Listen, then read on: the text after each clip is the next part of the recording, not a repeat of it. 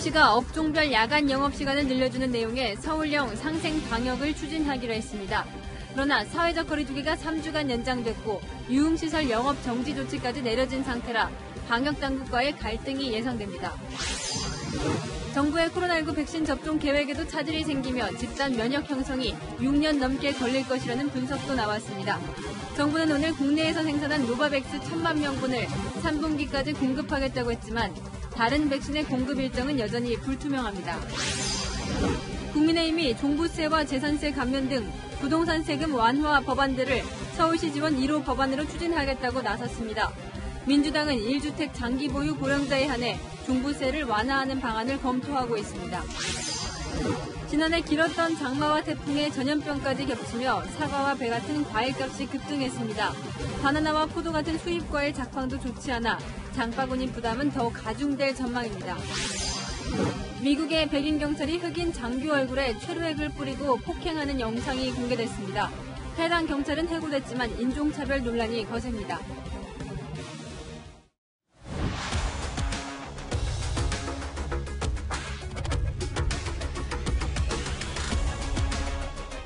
뉴스A 동정민입니다. 오세훈 서울시장이 새로운 방역 지침을 예고했습니다. 선거 내내 비판해오던 정부의 일률적인 거리두기 대신 업종별로 영업시간을 차등화하는 방역 수칙을 내놓겠다는 겁니다.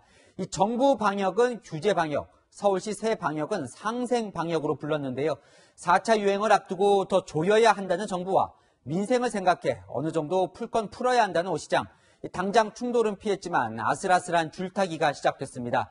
먼저 오 시장의 상생 방역안을 김설혜 기자가 보도합니다. 오세훈 서울시장은 일률적인 규제 방역이 아니라 상생 방역을 해야 한다고 강조했습니다.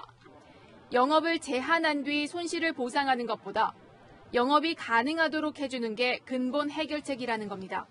업종별, 업태별 맞춤형 방역 수칙을 수립해서 기존 방역 수칙을 대체해 나아가고자 합니다.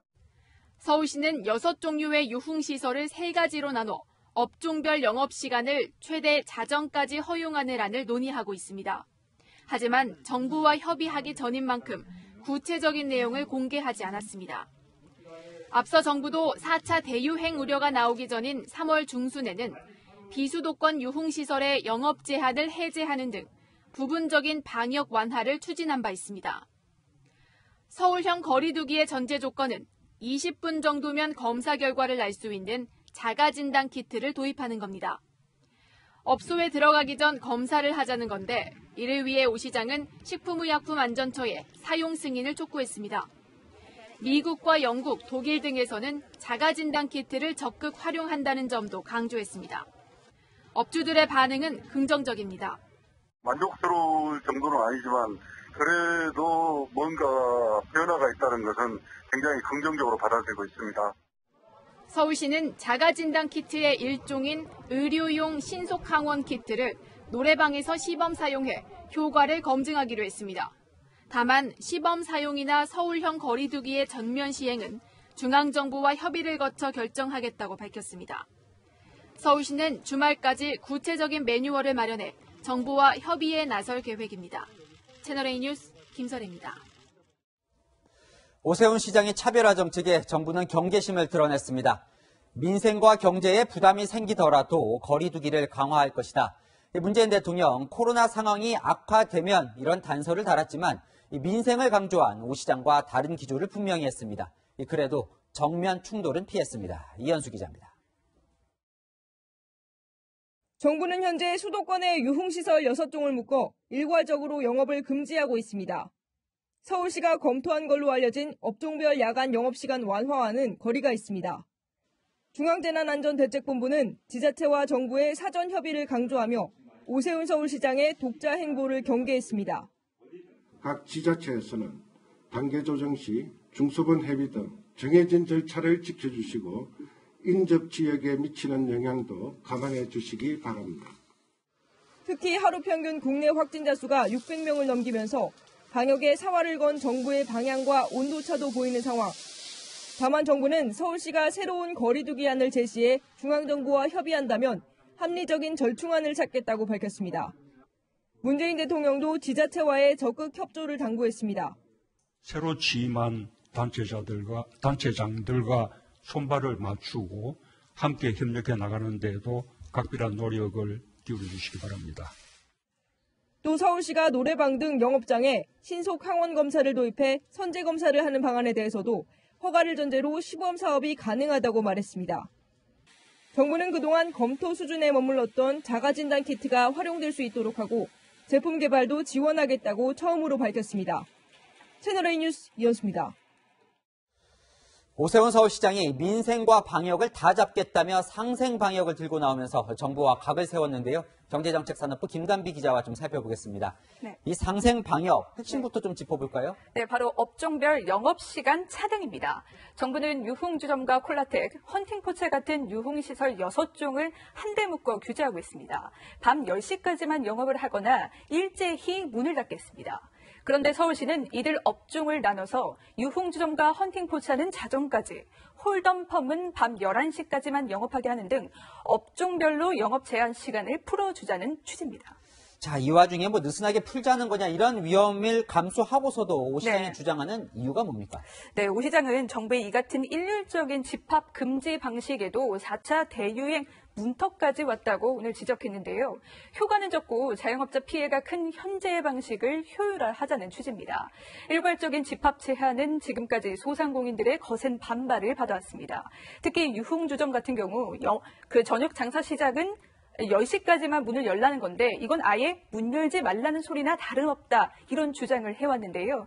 오 시장의 이번 제안은 이런 업소의 특성을 반영해 영업시간을 조금이나마 보장해 주자는 취지입니다. 사실 정부도 이런 업종별 영업시간 완화를 고민해왔었는데요. 자칫 거리두기 완화라는 잘못된 신호를 보내는 거 아닐까 이런 딜레마에 빠져 실행하지 못했던 방식입니다.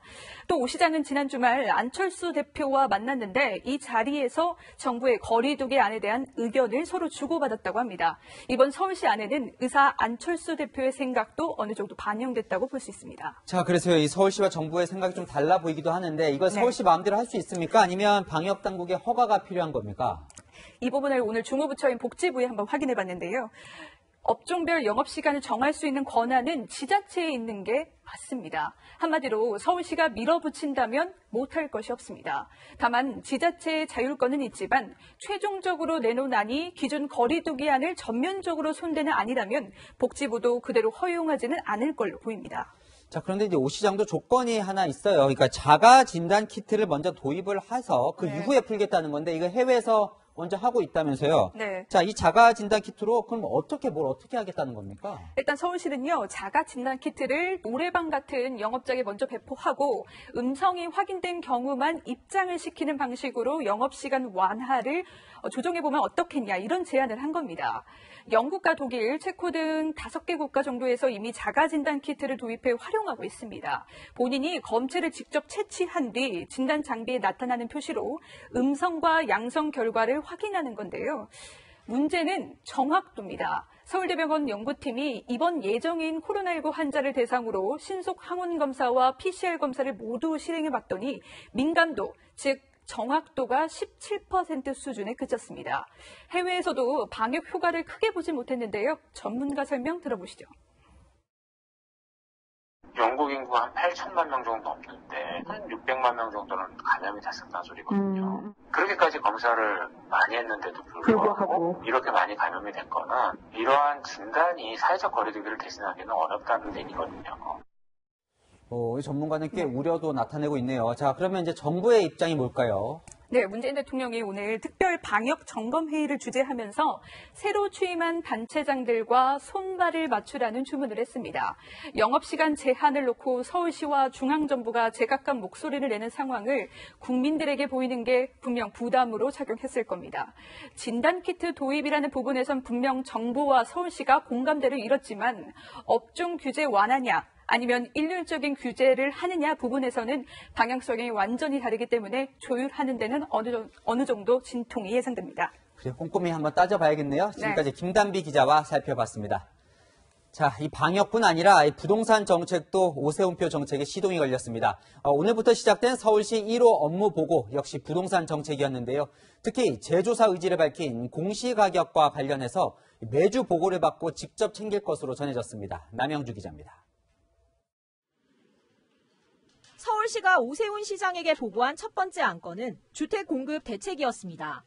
국실별 현안 보고에서 가장 먼저 주택건축본부의 보고부터 챙긴 겁니다. 후보 때 약속한 스피드 주택 공급 추진 방안도 논의됐습니다. 오 시장은 5년간 36만 가구를 공급하되 이 중 절반을 민간의 재건축, 재개발 활성화를 통해 공급하겠다고 밝힌 바 있습니다. 업무 보고에서는 민간 주도로 하되 공급 확대가 집값 상승으로 이어지지 않도록 세밀한 정책 마련을 당부했습니다. 신중하지만 신속하게, 신속하지만 신중하게 그렇게 업무를 추진하도록 하겠습니다. 재조사를 예고했던 아파트 공시가격도 조만간 조사 가능 범위와 방안이 발표될 것으로 보입니다. 서울시 관계자는 공시가격 보고는 매주 정례화할 것 같다고 밝혔습니다. 후보 시절 부정적 의견을 보였던 광화문 광장 공사에 대해서는 2, 3개월 시간을 갖고 제기된 문제점에 대해 대안을 마련하라고 지시했습니다. 이에 따라 서울시는 시민 의견을 다시 수렴하는 한편 시민단체가 공사 중단을 요구하며 제기한 소송 내용을 재검토할 것으로 보입니다. 채널A 뉴스 남영주입니다. 국민의힘도 오세훈 시장을 앞세워 부동산 정책 차별화에 나섰습니다. 서울시 지원 1호 법안으로 종부세와 재산세 감면을 추진할 계획입니다. 안보겸 기자가 취재했습니다. 국민의힘은 부동산 세금 완화를 서울시 지원 1호 법안으로 추진하기로 했습니다. 종합부동산세나 재산세 완화와 1가구 1주택에 대한 세부담 경감을 위한 관련 법안 등을 우선적으로 처리할 계획입니다. 종합부동산세법을 개정해 과세 기준을 현행 9억 원에서 상향 조정하고 지방세법 개정과 조세감면 특별법 등을 통해 공시가격 9억 원 이하 1가구 1주택의 재산세를 감면해주는 방안 등입니다. 현재 발의된 관련 법안들이 많아 먼저 한두 개 법안으로 추린 뒤 민주당과 본격 협상을 시작한다는 계획입니다. 오세훈 시장도 전화통화에서 선거 당시 제안한 부동산 공약들을 지키기 위해서는 세제 혜택이 뒷받침돼야 한다면서 입법 지원을 당에 부탁했다고 밝혔습니다. 국민의힘은 또 서울시 인사가 나는 대로 서울시와 부동산 정책 협의체를 만들어 부동산 대책 논의를 이어가기로 했습니다. 세제 완화 입법화와 동시에 부동산 관련 정부 지침 개정도 함께 압박하겠다는 겁니다. 부동산 정책에 대한 비판 여론이 이번 서울시장 선거에서 확인된 만큼 내년 대선까지 부동산 이슈를 이어가겠다는 뜻으로 풀이됩니다. 채널A 뉴스 안보겸입니다. 여당인 민주당도 어느 정도까지 이 부동산 규제를 완화할지 고민이 깊은데요. 청년들에겐 대출 규제 완화, 이 고령자들에겐 종부세 완화, 이 두 가지 방안을 우선 검토하고 있습니다. 최수영 기자입니다. 더불어민주당은 이번 주 부동산 안정 TF를 출범시키고 정부의 기존 부동산 정책을 재검토합니다. 이번 4.7 재보궐선거에서 드러난 민심을 반영해 보완책을 마련하겠다는 겁니다. 민주당 핵심 관계자는 당이 추진하는 부동산 정책의 보완 방향은 크게 두 가지라고 설명했습니다. 고령 은퇴자에 한해 종부세를 완화하고 생애 첫 주택 구입자를 대상으로는 대출 규제를 푸는 것이라고 밝혔습니다. 종부세 부과 기준인 공시가격 9억 원은 유지하되 60세나 65세 이상, 1가구 1주택, 10년 이상 거주자 등 일정한 조건을 갖춘 고령자를 대상으로 종부세를 감면해주는 방안 검토에 나설 예정입니다. 금융위원회는 무주택 실수요자에 대한 대출 규제 완화 대책을 검토 중인 것으로 알려졌습니다. 자기 부채 상환 비율이라든지 실제 집을 마련할 수 있는 조건을 만들어주자 하는 측면에서 다소 완화가 될 가능성이 있다. 또 다른 민주당 핵심 관계자는 박영선 서울시장 후보가 공약한 9억 원 이하 아파트 공시가격 인상률 10% 상한제도 당정이 논의에 추진할 것이라고 전했습니다. 이번 주 금요일 차기 원내대표가 선출되면 곧바로 당정 협의를 갖고 부동산 정책을 논의할 예정입니다. 민주당은 공시가격 6억 원 이하인 재산세 감면 기준을 9억 원 이하로 확대하는 방안에 대해서는 신중한 입장인 것으로 전해졌습니다. 채널A 뉴스 최순입니다. 네, 정치권 뉴스 계속 이어갑니다. 재보궐선거에서 참패한 더불어민주당은 반성하고 혁신하겠다고 했죠. 하지만 수천 통 문자 폭탄 공격이 쏟아지고 친문과 비문 간 내부 갈등만 드러나는 모습입니다. 오늘은 초선과 재선 의원들이 모였다는데 어떤 이야기가 오갔는지 김철웅 기자가 취재했습니다. 더불어민주당 초선 의원들이 당 쇄신 방안을 논의하기 위해 이른 아침부터 모였습니다. 지난주 금요일 첫 회의 때는 후보 공천부터가 잘못이라고 목소리를 높였지만 오늘은 말을 아꼈습니다. 81명 초선 의원 중 참석 인원은 절반도 안 되는 30여 명에 불과했습니다. 강성 당원들만 따라가면 대선에 패배할 수 있다는 위기감이 있으신 것 같아서.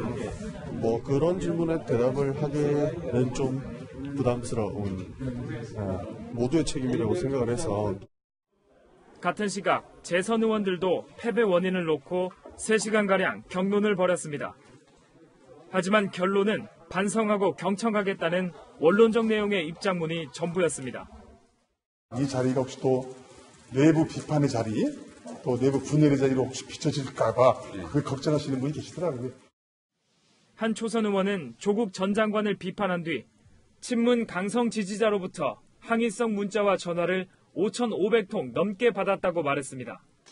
선거 패배의 책임을 놓고는 친문계와 비문계의 책임 공방이 계속됐습니다. 소위 강성 당원들의 의사라든가 일부 그의 의견이 지나치게 과다대표돼서 거기에 휘둘렸다는 점에 대해서는 성찰이 필요하다고. 민주당이 그동안에 너무 협치와 상생에 좀 매달리면서 일정 정도 좀 개혁 과제를 제대로 수행하지 못한 거 아니냐. 이번 주 금요일 차기 원내대표 선거도 친문계 윤호중 의원과 비문 박완주 의원 1대1 구도로 치러지게 되면서 계파 갈등이 더 드러날 것이라는 관측도 나옵니다. 채널A 뉴스 김철웅입니다. 야권도 복잡하기는 매한가지입니다. 야권 통합 문제를 놓고 국민의힘과 국민의당의 힘 겨루기가 시작된 겁니다. 이번 선거가 국민의힘의 승리냐, 야권 전체의 승리냐, 김종인, 안철수 두 사람의 입장 차이도 논란입니다. 송찬욱 기자가 보도합니다. 국민의힘 주호영 대표 권한대행과 국민의당 안철수 대표가 통합을 두고 신경전을 벌이고 있습니다. 국민의당 쪽 의견을 요청해 놓은 상태이고 국민의당 의견이 전달되면 다시 우리 쪽 의견을 모아서 정리하려고 합니다. 그 말씀은 수요일까지 국민의힘의 통일된 그런 의견들을 만들 수 있다는 의미인가요? 가급적 빨리 의견이 정리되는 대로 알려달라고 했습니다. 저희가 주춤한다고 하는 표현은 그건 잘못된 표현입니다. 통합 결정을 빨리 내리라는 주 권한대행에 안 대표가 반박하고 나선 겁니다. 안 대표는 통합에 부정적인 김종인 전 국민의힘 비상대책위원장을 비판하는 듯한 발언도 했습니다. 야권의 혁신, 대통합, 정권교체 필요성에 대해서는 그걸 부인하는 사람이 있을 수가 있겠습니까? 앞서 김 전 위원장이 국민의힘 스스로 힘을 기를 수 있다며 안 대표와 통합할 이유가 없다고 말했기 때문입니다. 국민의힘 내부에서 김 전 위원장에 대한 비판도 나왔습니다. 장제원 의원은 야권 통합에 침을 뱉고 있다고 했고 조혜진 의원은 국민의힘만의 승리가 아닌 범야권의 승리라며 안 대표 발언을 옹호했습니다. 채널A 뉴스 승천욱입니다. 네, 여야 모두 이번 선거에서 달라진 세대별 표심에 주목하고 있죠. 특히 역대 가장 투표율이 높았던 사전투표는 어떤 연령이 가장 많았을까 궁금한데 김민지 기자가 지역별로 자세히 짚어드립니다. 중앙선거관리위원회가 발표한 연령별 사전투표 현황입니다. 지난 2일과 3일 서울에서 사전투표한 사람 중에는 50대가 가장 많았고 60대, 40대 순이었습니다. 부동산 투표를 했다고 볼 수 있을 것 같아요. 대부분 50, 60대가 부동산을 소유하고 있는 세대이고요. 소유하지 않더라도 이 상실감이 제일 큰 세대잖아요. 50대 사전투표가 가장 많았던 곳은 송파구로 29,000명이었고 노원구와 강남구가 그 뒤를 이었습니다. 서초, 강남, 송파 등 강남 3구의 50대 투표자 수는 7만 명 가까이 됐습니다. 서울에서 사전투표를 적게 한 연령대는 20대 이하로 나타났습니다. 서울 중구의 경우 2,982명으로 전체 구 가운데 20대 사전투표자가 가장 적었습니다. 부산에서 가장 사전투표를 많이 한 연령대는 60대였고 50대, 70대 순이었습니다. 부산에서는 30대가 사전투표를 가장 적게 했습니다. 채널A 뉴스 김민지입니다. 네, 오세훈 서울시장은 당선 소감을 발표하며 고 박원순 전 서울시장 성폭력 사건의 피해자 복귀를 돕겠다고 했죠. 피해자와 만나서 면담을 한 것으로 알려졌습니다. 이민중 기자입니다. 당선이 확실해진 뒤 마이크를 잡은 오세훈 서울시장은 고 박원순 전 서울시장 성폭력 사건 피해자를 언급했습니다. 편안한 마음으로 업무에 복귀해서 열중할 수 있도록 정말 잘 챙기겠다고 밝힌 겁니다. 피해자 측은 오 시장 취임 첫날인 지난 8일 대책회의를 거친 후 면담을 요청했고 지난주 면담이 이뤄졌다고 밝혔습니다. 당시 자리에는 피해자와 피해자 가족, 변호인단, 지원단체 대표도 참석했습니다. 면담에서는 피해자에게 쏟아진 2차 가해와 업무 복귀에 대해 논의가 이뤄졌습니다. 피해자하고 가족분을 처음 만나신 거기 때문에 고통에 대해서 공감을 많이 해주셨어요. 서울시 관계자도 지난주 토요일 오전 비공개 일정 때 만난 것으로 안다며 복귀와 관련해 피해자 측 얘기를 들었다고 설명했습니다. 서울시와 피해자 측은 피해자 보호를 위해 구체적인 복귀 시점과 부서는 밝히지 않을 예정입니다. 채널A 뉴스 이민준입니다.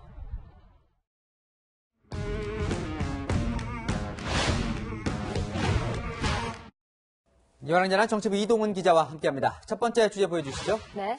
자, 더불어민주당이 왜 또 난감할까요? 조국 전 법무부 장관 때문입니다. 이 보궐선거 이후에도 보면 이 조 전 장관의 당내 영향력은 여전히 꽤 큰 것 같아요. 네, 재보궐선거에서 진 뒤 원인과 대책을 논의하는 자리에서 조국 전 장관이 또 등장했습니다.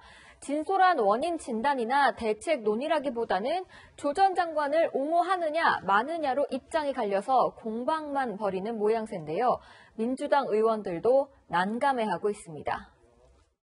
조국에 집중해주지 마시고 앞으로 무엇을 할 것인가에 대해서 집중을 해주셨으면 좋겠다. 조국 사태에 대한 얘기는 나온 거는 맞다고들 하시는데. 조국 사태는 개개인의 생각이 좀 틀리니까. 민주당 재선 의원 반성문에는 조국 전 장관 내용이 아예 빠졌습니다. 네, 중진 의원들은 어떤 생각을 갖고 있을까요? 네, 중진 의원들은 애매한 줄타기를 하고 있습니다. 당대표에 출마할 예정인 사선 홍영표 의원은 조국 전 장관 자녀의 입시 비리 의혹에 대해서 국민의 눈높이에서 공감하는 데 있어서 안이했다면서도 검찰개혁 문제는 조 전 장관 개인과 별개라고 말했습니다. 또 다른 사선 의원은 조국 사태는 선거에 진 여러 가지 이유 중 하나일 뿐이라고 분석했습니다. 이 중도층 생각하면 이제 조 전 장관을 좀 털어내야 할 것 같은데 또 당심 생각하면 부담도 되고 그런 상황인 것 같네요. 그렇습니다. 오늘도 민주당 당원 게시판에는 너희가 조국만큼 당해봤냐?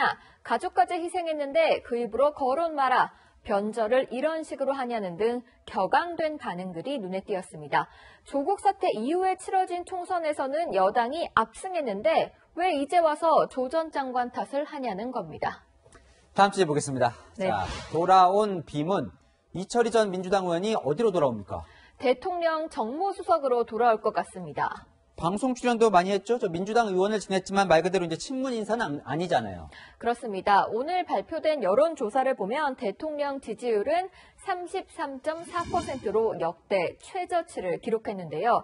한 여권 인사는 청와대 참모진이 민심이 얼마나 분노하고 있는지 대통령에게 제대로 전달하지 못하고 있다고 토로했습니다. 그래서일까요? 청와대는 조만간 수석들을 교체할 예정인데요. 우선 강성 친문인 최재성 정무수석 대신 비문인 이 전 의원이 내정된 것으로 알려집니다. 이 방송이나 신문 칼럼에서 요즘 정권 비판도 많이 했던 걸로 기억이 나거든요. 네, 지난 7일에는 재보궐선거 결과에 대해 이 정도 격차면 어떤 변명이나 핑계 될 것이 없다. 국민들이 따끔한 회초리를 들었다며 혹독한 평가를 했는데요. 조국 전 법무부 장관이 대역죄를 저질렀다고 한 적도 있습니다. 조국 수석은 대역죄를 범하고 있습니다. 첫째, 둘째, 셋째, 그 숱한 공격에도 불구하고 대중의 사랑을 받고 있는 죄입니다. 깊이 새기겠습니다. 좀 비판이 아니라 칭찬 아닙니까? 이 말을 했을 때는 조국 전 장관이 청와대에 있던 시절이고요. 조국 사태 이후에는 부끄럽다며 총선 불출마를 선언했습니다. 저는 단 하루도 부끄럽지 않은 날이 없었습니다. 창피해서 국회 못하겠습니다.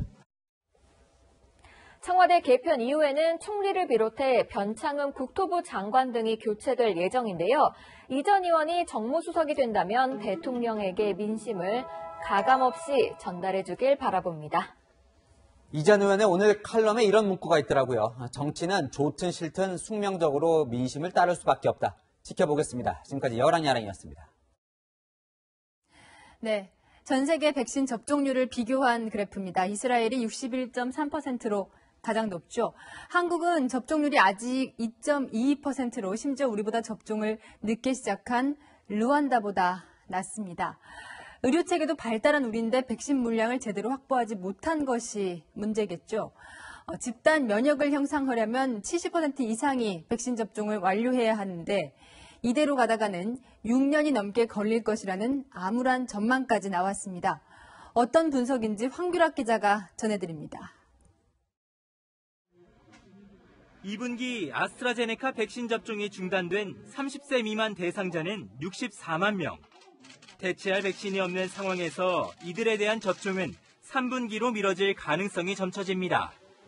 이런 상황에서 정부는 11월을 목표로 하고 있는 집단 면역을 오히려 앞당기겠다고 장담하고 있습니다.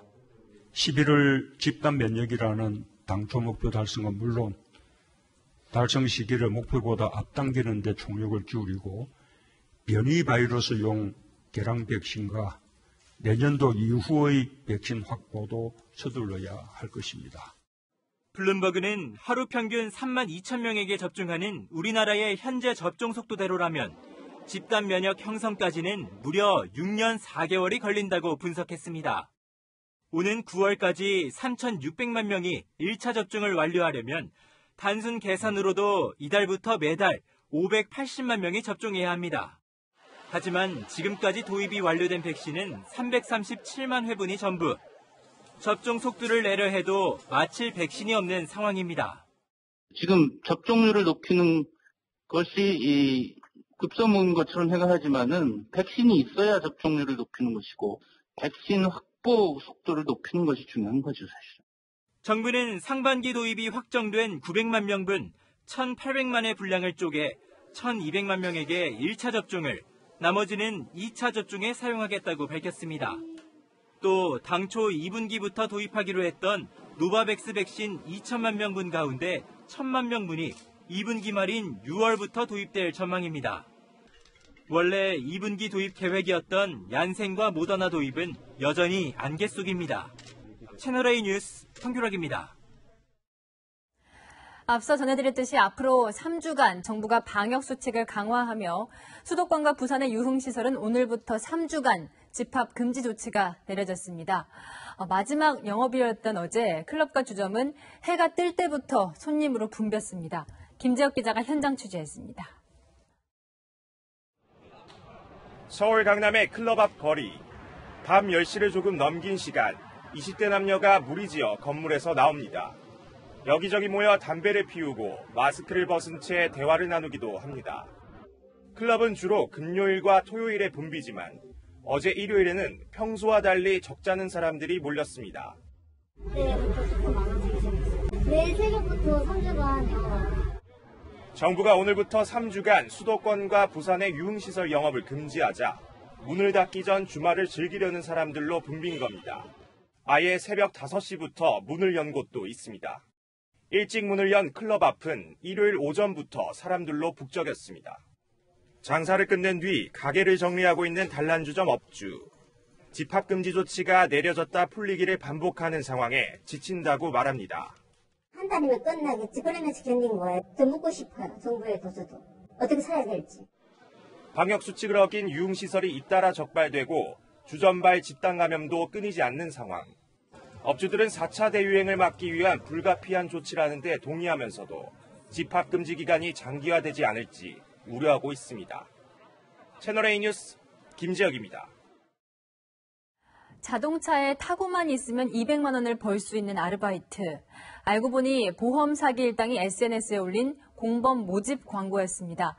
동승자가 많으면 합의금이 높아진다는 점을 노린 겁니다. 홍진호 기자가 보도합니다. 검은색 SUV 차량이 앞차를 따라 천천히 움직입니다. 주차된 차를 피하려 잠시 중앙선을 넘는 순간 맞은편에서 중앙선 가까이 붙어오던 흰색 승용차가 SUV 뒤쪽을 스치듯 부딪힙니다. 흰색 승용차 운전자가 내리더니 접촉사고 부위를 살펴봅니다. 보험금을 노리고 교통사고를 낸 사기범 일당입니다. 고의적인 사고하고 실수로 순간적으로 사고하고 틀린다니까. 아무래도 자들이 계획적으로 이거 사고 이거 내는 것다 이상하다. 일당은 좁은 왕복 2차선 도로에서 주차된 차를 피해 중앙선을 넘는 차량들을 노려 고의로 접촉사고를 냈습니다. 이들은 지난 한 달간 울산과 경남 양산 등에서 12차례의 교통사고를 내고 7,500만 원의 보험금을 챙겼습니다. 20대 남성 등 주범 3명은 합의금을 많이 받으려고 SNS로 동승자를 모집했습니다. 차를 빌려주거나 함께 타기만 해도 적게는 30만 원, 많게는 200만 원까지 벌 수 있다며 지폐 뭉치 사진도 보여줬습니다. 공범 29명 중엔 보험 사기란 걸 미리 알고 가담한 이들도 있었습니다.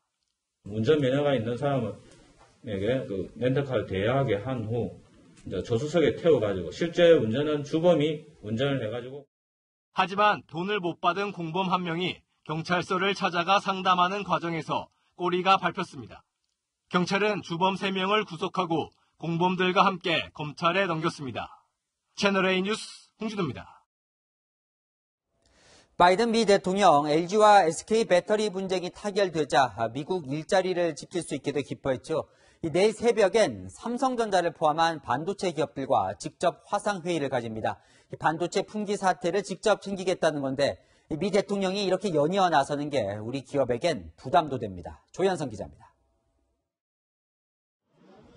삼성전자는 한국 시간으로 내일 새벽 1시 미국 백악관이 여는 반도체 대책 화상회의에 참석합니다. 최근 반도체 품귀를 겪은 미국이 전 세계 반도체 기업 관계자를 불러 모았습니다. 회의에는 바이든 대통령이 참석합니다. 국가기관 산업인 반도체는 대통령이 직접 챙긴다는 뜻입니다. 대만 TSMC, 미국 인텔 등 19개 기업이 참석하는 이 회의에 한국 기업 중 유일하게 초청된 삼성전자가 백악관으로부터 받을 요구도 주된 관심사. 미국의 반도체 공장을 지으라는 압박으로 이어질 가능성이 높습니다. 삼성전자는 현재 텍사스의 반도체 위탁 생산 공장을 운영 중입니다. 여기에 170억 달러 규모의 공장 추가 증설을 검토 중입니다. 반도체 품귀로 자동차 생산 라인까지 중단됐던 미국이 삼성전자의 차량용 반도체 공급을 요구할 수도 있습니다. 차량용 반도체는 제조가 훨씬 까다롭고 수익률이 낮아 삼성전자는 생산하고 있지 않습니다. 이번 회의 이면에는 반도체 패권을 차지하기 위한 미중 간 경쟁도 깔려 있습니다. 미중 갈등의 측면에서 봤을 때는 중국 반도체 쪽을 계속 견제하려는 밑그림일 수 있어서 결정이 되면 실리를 쫓는 전략적 판단이 필요한 부분인 거는 같습니다. 어쨌든 삼성으로선 공장을 운영 중인 미국과 중국 모두 버릴 카드가 없는 상황.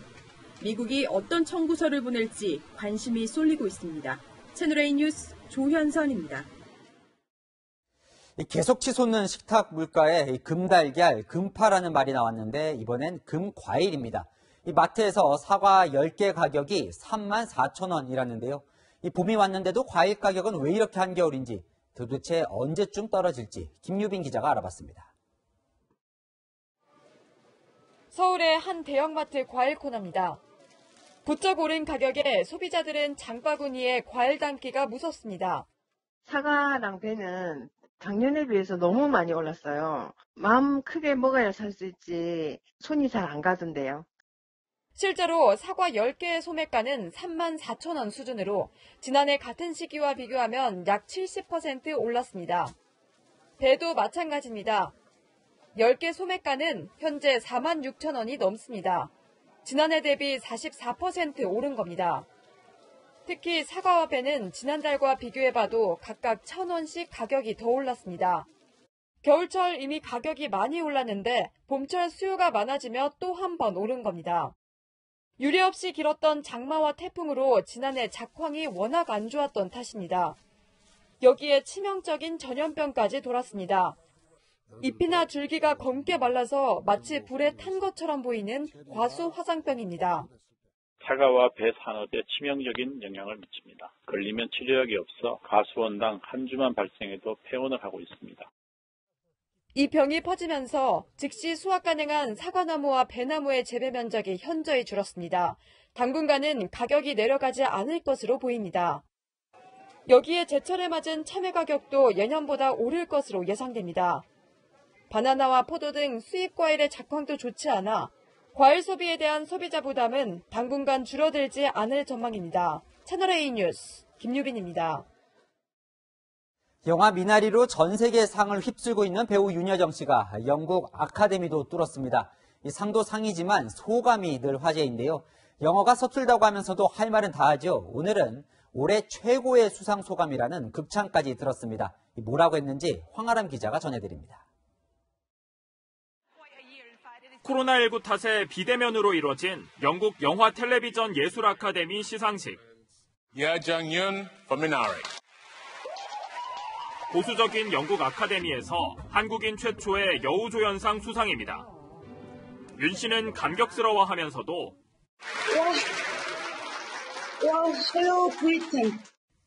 엘리자베스 2세 여왕의 남편에 대한 애도를 먼저 표했습니다. I'd like to express my deep condolence for your Duke of Edinburgh. 10년 전 케임브리지 대학에서 배우로서 펠로십을 했던 경험은 이렇게 표현했습니다. Especially recognized by British people, known as very snobbish people, and they approve me as a good actor. So. 재치 있고 솔직한 그의 소감에 시상식장에선 웃음과 박수가 터져 나왔습니다. 미국 영화 매체 벌처는 2021년 최고의 수상 소감이라고까지 극찬했습니다. 윤 씨가 미국 배우조합상에 이어 영국 아카데미상까지 거머쥐면서 오는 25일 미국 아카데미상 수상 가능성도 한층 높아졌습니다. 채널A 뉴스 황아람입니다. 인생에 큰 구멍이 생긴 것 같다. 늘 강인한 모습을 보여온 엘리자베스 2세 영국 여왕도 74년간 동고동락해온 남편 필립공을 잃은 큰 슬픔에 빠져 있습니다. 일각에서는 여왕 퇴임설까지 나오고 있습니다. 사공성근 기자입니다. 아버지를 잃은 슬픔을 서로 다독이는 두 형제, 앤드루와 에드워드 왕자입니다. 차남 앤드루는 어머니 엘리자베스 2세 여왕의 슬픈 심경을 대신 전했습니다. My mother, who's feeling it, I think, probably more than everybody else. She described it as having left a huge void in her life. 1926년생, 올해 95세 엘리자베스 2세 여왕. 코로나 백신까지 맞을 정도로 건강하지만 74년간 해로한 남편 필립공의 별세로 여왕 자리에서 내려올 수 있다는 관측도 나옵니다. 존 메이저 전 영국 총리는 BBC와의 인터뷰에서 군주로서 엘리자베스 2세 여왕은 매우 외로운 위치에 있다고 밝혔습니다. 1937년 제정된 영국의 섭정법은 질병이나 기타 이유가 있을 경우 왕도 생전에 물러날 수 있다고 규정하고 있습니다. 하지만 현재로선 퇴임 가능성이 높지 않다는 게 중론입니다. 육체적, 정신적으로 건강한 데다 국민들의 지지도 상당하기 때문입니다. 여왕 스스로도 왕위 계승자 신분이던 1947년 이렇게 맹세했습니다. I declare before you all that my whole life shall be devoted to your service and to the service of our great imperial family. 지난해 미국 캘리포니아로 건너간 해리 왕손은 오는 17일 장례식 참석차 입국했습니다. 왕실의 인종차별 문제를 폭로했던 마클 왕손비는 둘째 임신을 이유로 오지 않았습니다. 채널A 뉴스 사공성근입니다.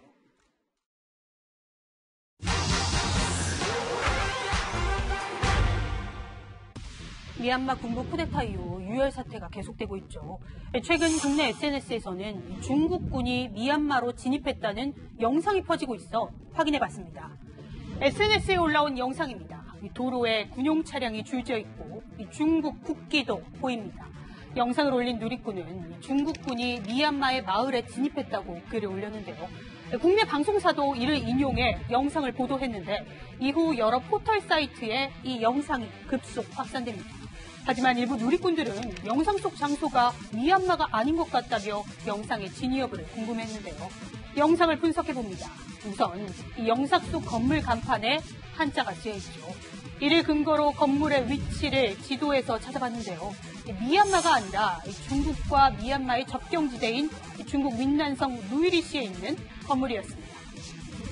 중국의 거리뷰 지도로 재차 비교해봐도 SNS 영상과 같은 윈난성 소재 건물과 국경 검문소를 확인할 수 있었는데요. 그럼 이 영상 언제 촬영된 걸까요?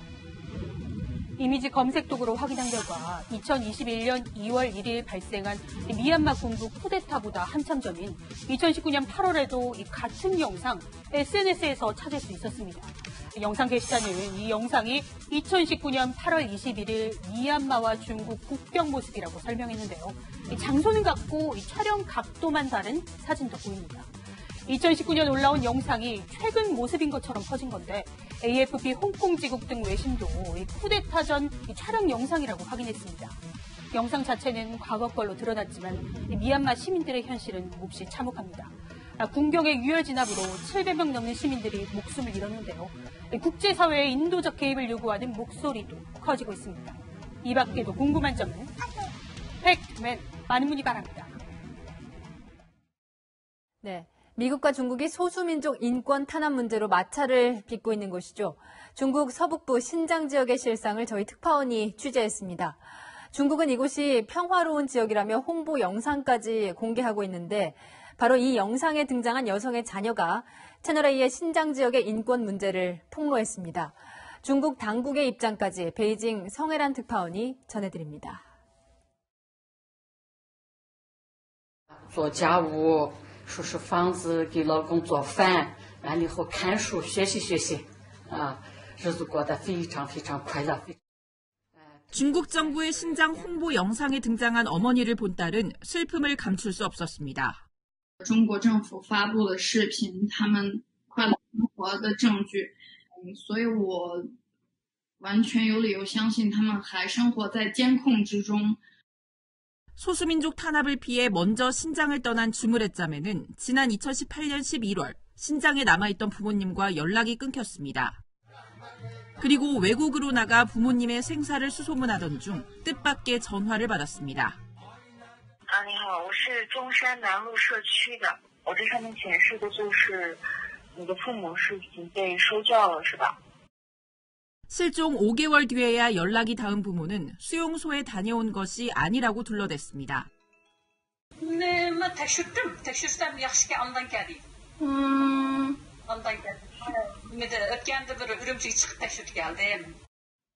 하지만 아버지의 머리카락은 짧게 잘려나가 있었습니다.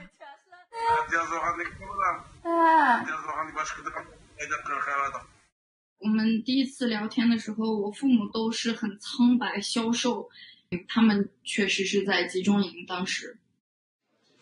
중국 당국은 모두가 지어낸 얘기라고 반박했습니다. 신장에 수용소는 없고 재교육 직업훈련소만 있다는 겁니다.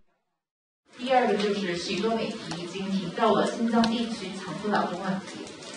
他们说的这些话都是瞎编的，他们就这样做，就是想杀掉我们的饭碗，毁掉我们的幸福生活。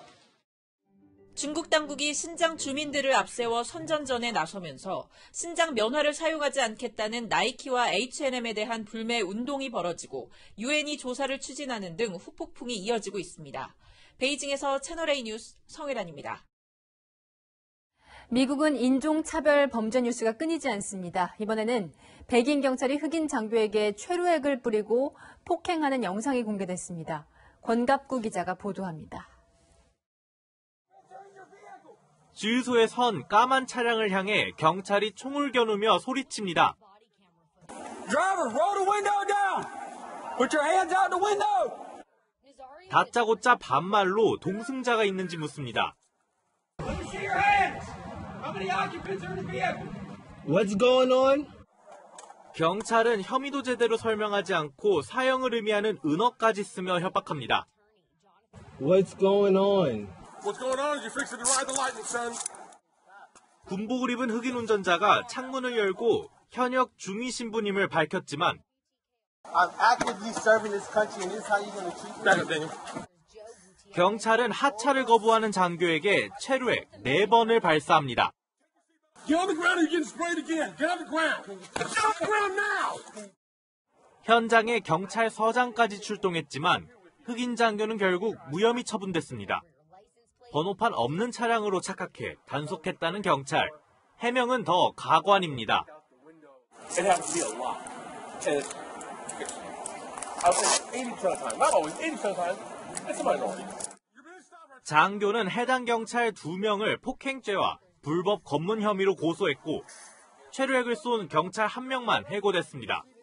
채널A 뉴스 권갑구입니다.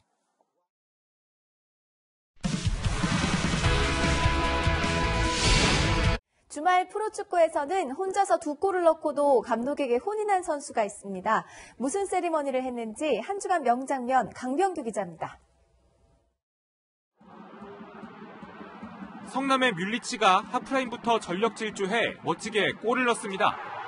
유니폼까지 벗고 기쁨을 만끽하더니 곧바로 경악합니다. 동료들이 축하를 하지만 당장이라도 울 것 같은데요.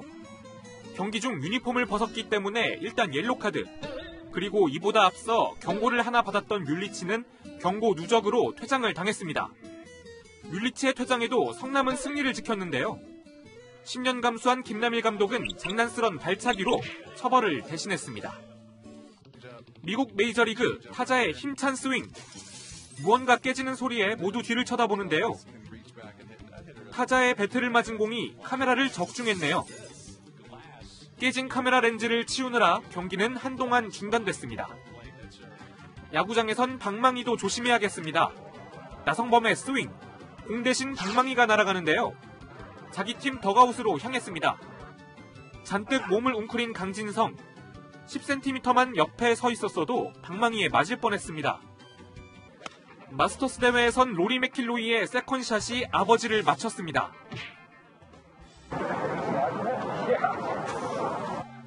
카타르에선 구자철의 뒤꿈치가 빛났습니다.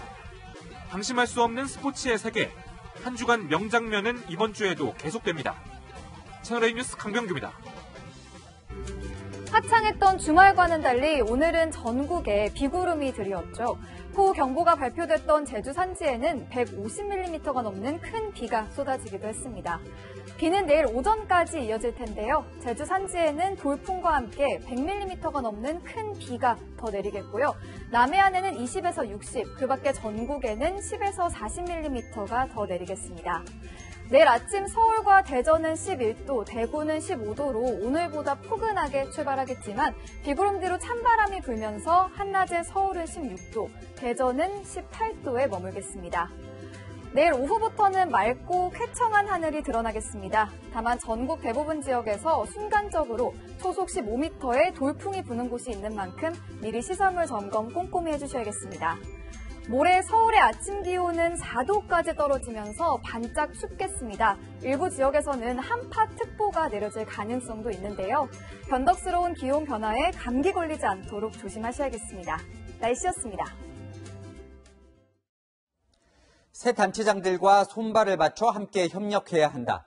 문재인 대통령이 오늘 방역회의를 주재하며 특별히 당부했습니다. 당장 내일 국무회의에는 오세훈 서울시장이 참석합니다.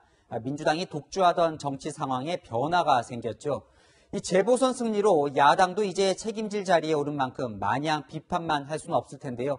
오늘의 한마디는 여야 모두에게 당부하고픈 말, 제발 협치 한번 해봅시다로 하겠습니다. 오늘 뉴스 여기까지입니다. 내일도 뉴스에입니다.